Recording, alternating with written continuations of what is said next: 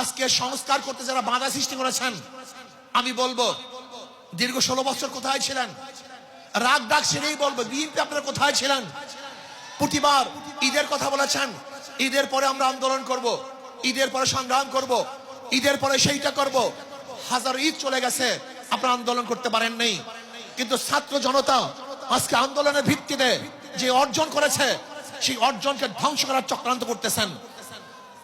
যে বৈষম্যের বিরুদ্ধে আন্দোলন করেছিলাম, চাঁদার বিরুদ্ধে আন্দোলন করেছিলাম, দুর্নীতির বিরুদ্ধে আন্দোলন করেছিলাম, ধর্ষণের বিরুদ্ধে আন্দোলন করেছিলাম, অবৈধ হত্যার বিরুদ্ধে আন্দোলন করেছিলাম, মানুষের স্বাধীনতার জন্য আন্দোলন করেছিলাম, মানুষের মুক্তির জন্য আন্দোলন করেছিলাম। কিন্তু আমরা কি দেখলাম? 5ই আগস্টের পরে আবারও চাঁদাবাজি, আবারও দখলদারি, আবারও দুর্নীতি। না, বাংলাদেশের মানুষ এই চাঁদাবাজি আর দেখতে চায় না, দুর্নীতি আর দেখতে চায় না।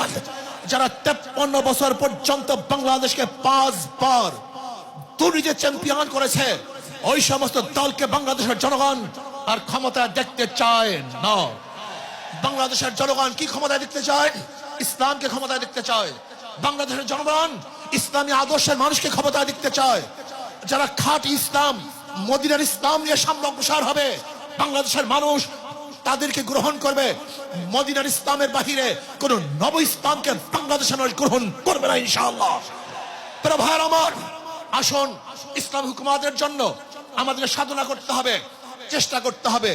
আমাদের আন্দোলন এখনো সমাপ্ত হয় নাই, আমাদের সংগ্রাম এখনো শেষ হয় নাই, আমাদের যুদ্ধ এখনো শেষ হয় নাই। ফ্যাসিবাদের বিরুদ্ধে আন্দোলন করেছিলাম, এখন চাঁদাবাজের বিরুদ্ধে আন্দোলন করতে হবে, দখলদারের বিরুদ্ধে আন্দোলন করতে হবে, যারা দুর্নীতিবাজ তাদের বিরুদ্ধে আন্দোলন করতে হবে, যারা ডাকাত তাদের বিরুদ্ধে আন্দোলন করতে হবে, যারা দেশকে ধ্বংস করার চক্রান্ত করতেছে তাদের বিরুদ্ধেও আরেকবার আন্দোলন করতে হবে। আমার আন্দোলন, আমার সংগ্রাম, সরোয়ার্দী উদ্যানে আসা, আমার সময় দেয়া, আমার জীবন দেয়া, আমার মাল দেয়া, আমার ত্যাগ করা সম্পূর্ণ কার উদ্দেশ্যে? জোরে বলেন। একমাত্র আল্লাহর উদ্দেশ্যে।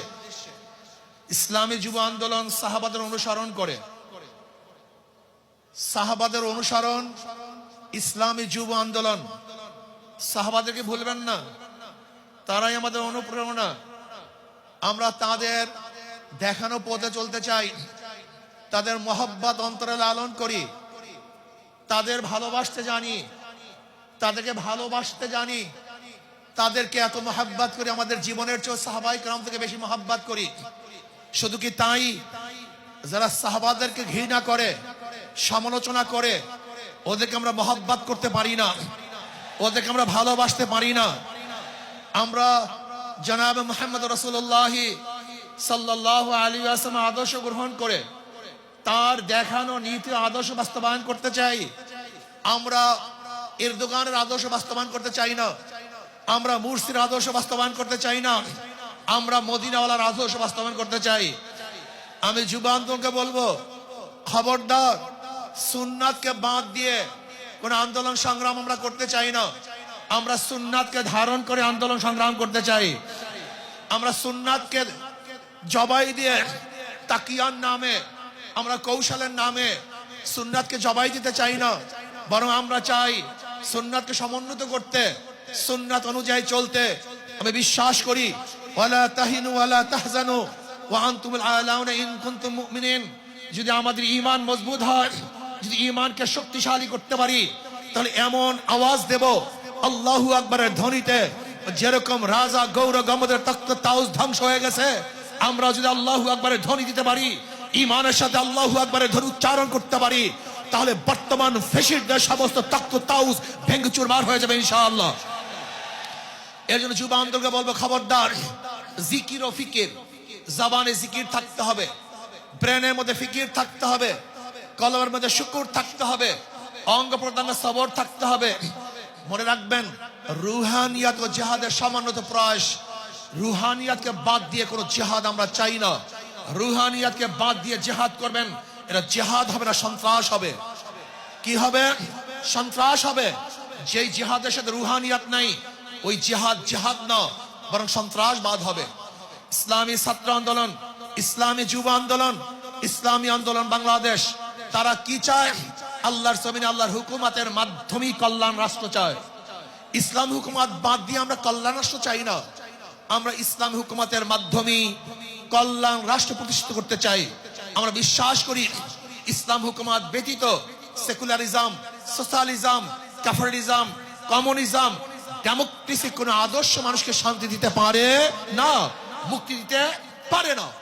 একমাত্র মানুষের মুক্তির গ্রান্টি হলো ইসলাম হুকুমত। ইসলাম হুকুমত কায়েম করতে হবে।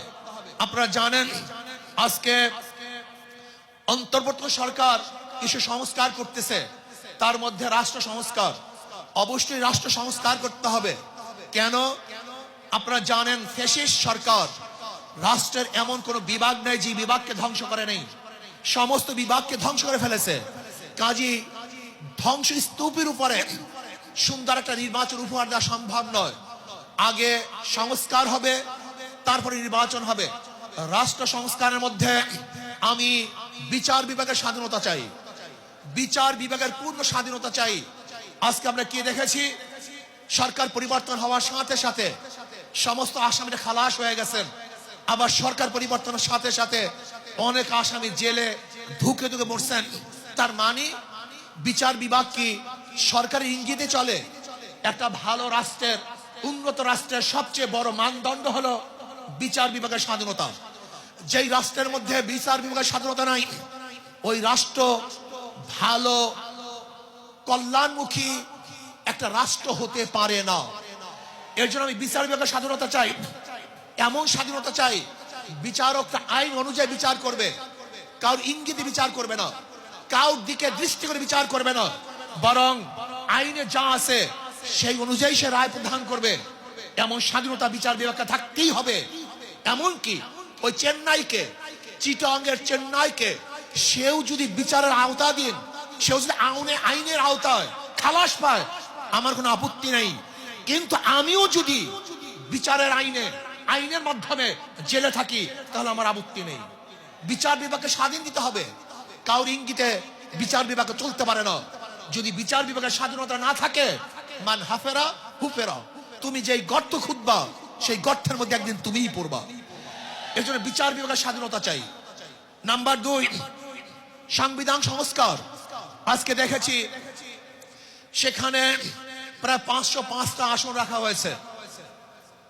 আসন কম হোক বেশি হোক, কিন্তু সব জায়গায় নির্বাচনের ভিত্তিতে সংসদ সদস্য হতে হবে। মহিলাদের জন্য সংরক্ষিত আসন 100, এটা আমরা মানি না। যদি সংরক্ষিত আসন মহিলাদের জন্য রাখা হয়, এটা মহিলাদের সাথে বৈষম্য করা হয়, তাদেরকে দুর্বল ভাবা হয়। আমরা তো কোঠার বিরুদ্ধে আন্দোলন করেছিলাম, যদি আবার মহিলাদের জন্য কোঠা রাখা হয় তাহলে আমরা আন্দোলন সাকসেস হই নাই।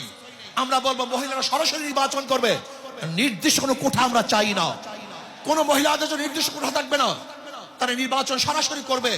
কাজী আমি অন্তর্বর্তী সরকারকে বলবো, মহিলাদের জন্য কোনো নির্দিষ্ট আসন ইসলামী আন্দোলন বাংলাদেশ, এটা আমরা মানতে পারি না, এইটা আমরা চাই না। আমরা চাই দ্বিকক্ষ বিশিষ্ট হোক, এককক্ষ বিশিষ্ট হোক, পিআর সিস্টেমে নির্বাচন হবে, সংখ্যানুপাতিক হারে নির্বাচন হবে। যদি সংখ্যানুপাতিক হারে নির্বাচন না হয়, পিআর সিস্টেমে নির্বাচন না হয়, তাহলে আবারও কালো টাকা সরাসরি হবে, পেশি শক্তি ব্যবহার করা হবে, মানুষের ভোট অধিকার প্রয়োগ করতে পারবে না, আমাদের আন্দোলন ব্যর্থ হবে। আজকে জুলাই বিপ্লবে ইসলামী আন্দোলন কি ভূমিকা ছিল আপনারা জানেন। 5ই জুলাই বরিশাল আমরা ঘোষণা দিয়েছিলাম যে ছাত্রদের বৈষম্য বিরোধী আন্দোলনের সাথে আমরা সম্পৃক্ত। শুধু কি তাই, সেখান থেকে শুরু করে এমন কোন আন্দোলন নাই, সংগ্রাম নাই যেখানে আমরা মাঠে ছিলাম না। আমরা জীবনের মায়া ত্যাগ করে রাস্তায় ঝাঁপিয়ে পড়েছিলাম। আমি বিশ্বাস করি ইসলামী আন্দোলন বাংলাদেশ যেইভাবে দলীয় ব্যানারে বৈষম্য বিরোধী আন্দোলন অংশগ্রহণ করেছে, বাংলাদেশের অন্য কোনো সংগঠন দলীয় ব্যানারে এই আন্দোলনে সম্পৃক্ত ছিল না। শুধু কি তাই, ইসলামী আন্দোলন বাংলাদেশের যারা শীর্ষস্থানীয় লিডার নেতা, তারাই মাঠে ছিল। কিন্তু যারা বৈষম্য বিরোধী আন্দোলনের বিরোধিতা করেছে, বলেছে যে এই সংগ্রামের সাথে আন্দোলনের সাথে আমরা সম্পৃক্ত নাই, তারা যদি আজকে নতুন ভাবে ক্ষমতা যাওয়ার স্বপ্ন দেখে, এদেশের জনগণ সেই স্বপ্ন পূরণ হতে দিতে পারে না। সংস্কারের বিরুদ্ধে কোনো সংস্কারের পরেই নির্বাচন হবে। আজকে সংস্কার করতে যারা বাধা সৃষ্টি করেছেন, আমি বলবো দীর্ঘ 16 বছর কোথায় ছিলেন? রাগ ডাক ছেড়েই বলবো, বিএনপি আপনারা কোথায় ছিলেন?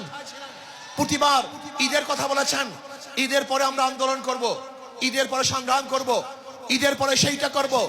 হাজার ঈদ চলে গেছে, আপনারা আন্দোলন করতে পারেন নাই। কিন্তু ছাত্র জনতা আজকে আন্দোলনের ভিত্তিতে যে অর্জন করেছে, সেই অর্জনকে ধ্বংস করার চক্রান্ত করতেছেন। যেই বৈষম্যের বিরুদ্ধে আন্দোলন করেছিলাম, চাঁদার বিরুদ্ধে আন্দোলন করেছিলাম, দুর্নীতির বিরুদ্ধে আন্দোলন করেছিলাম, ধর্ষণের বিরুদ্ধে আন্দোলন করেছিলাম, অবৈধ হত্যার বিরুদ্ধে আন্দোলন করেছিলাম, মানুষের স্বাধীনতার জন্য আন্দোলন করেছিলাম, মানুষের মুক্তির জন্য আন্দোলন করেছিলাম। কিন্তু আমরা কি দেখলাম? 5ই আগস্টের পরে আবারও চাঁদাবাজি, আবারও দখলদারি, আবারও দুর্নীতি।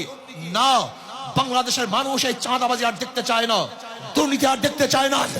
যারা 53 বছর পর্যন্ত বাংলাদেশকে 5 বার দুর্নীতির চ্যাম্পিয়ন করেছে, ওই সমস্ত দলকে বাংলাদেশের জনগণ আর ক্ষমতা দেখতে চায় না। বাংলাদেশের জনগণ কি ক্ষমতা দেখতে চায়? ইসলামকে ক্ষমতা দেখতে চায়। বাংলাদেশের জনগণ ইসলামী আদর্শের মানুষকে ক্ষমতা দেখতে চায়। যারা খাঁটি ইসলাম, মদিনার ইসলাম নিয়ে সামনে অগ্রসর হবে, বাংলাদেশের মানুষ তাদেরকে গ্রহণ করবে।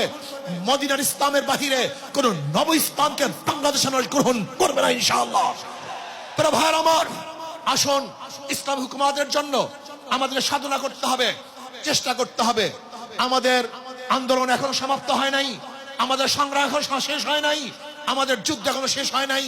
ফ্যাসিবাদের বিরুদ্ধে আন্দোলন করেছিলাম, এখন চাঁদাবাজের বিরুদ্ধে আন্দোলন করতে হবে, দখলদারের বিরুদ্ধে আন্দোলন করতে হবে, যারা দুর্নীতিবাজ তাদের বিরুদ্ধে আন্দোলন করতে হবে, যারা ডাকাত তাদের বিরুদ্ধে আন্দোলন করতে হবে, যারা দেশকে ধ্বংস করার চক্রান্ত করতেছে তাদের বিরুদ্ধেও আরেকবার আন্দোলন করতে হবে।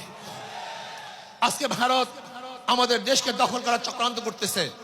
আমি ভারতকে বলবো, আপনি আমাদের দেশ দখল করার চক্রান্ত করতেছেন, আমাদের দেশের দিকে চক্ষু তুলছেন, আঙ্গুল উঁচা করছেন। আপনি কি জানেন বাংলাদেশের অবস্থাটা কি? আমরা জীবনভর লড়াই করি, বেঁচে আছি, লড়াই করি, বাঁচবো ইনশাআল্লাহ। আমরা জীবনভর লড়াই করেছি, আরো লড়াই করব, লড়াই করতেই থাকবো। যতদিন পর ইসলামী হুকুমত না কায়েম হবে ততদিন পর্যন্ত ইনশাআল্লাহ মাঠে থাকবো, ময়দানে থাকবো। প্রিয় ভাইয়েরা আমার, আগামী নির্বাচন আসতেছে, নহে সমাপ্ত কর্মমদের অবকাশ কোথায় বিশ্রামের। আজকের থেকেই আমাদের কাজ শুরু হবে। মাঠে ময়দানে প্রত্যেকটা দাঁড়ে দাঁড়ে ঘরে ঘরে গিয়ে মানুষকে ইসলামের কথা বুঝাতে হবে, ভোট আদায় করতে হবে, ইসলামের পক্ষে আমরা ভোট নিয়ে আসব।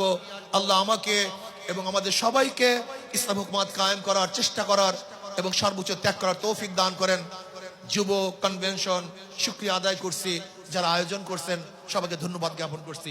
আসসালামু আলাইকুম ওয়া রাহমাতুল্লাহি ওয়া বারাকাতুহু।